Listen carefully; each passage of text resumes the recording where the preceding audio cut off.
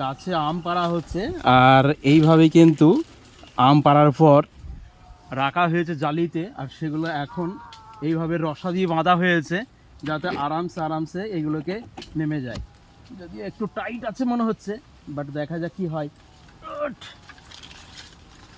যাচ্ছে না, যাবে এবার। হালকা করে দিয়েছি, আর এটা এখানে আটকে যাচ্ছে। ওকে, আই থিঙ্ক যাবে, অসুবিধা নাই। দেখতেই পাচ্ছ কিভাবে যাচ্ছে, এইভাবে আম নামানো হচ্ছে গাছ থেকে। আর এই আমগুলো হিমসাগর আম, যাচ্ছে একদম নিচে পর্যন্ত।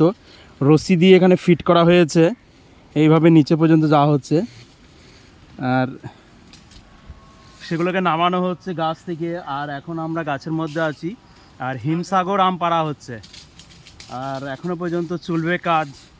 আর আম খুব ভালো দিয়েছে ওপরবালা, তার জন্য থ্যাংক ইউ আল্লাহ।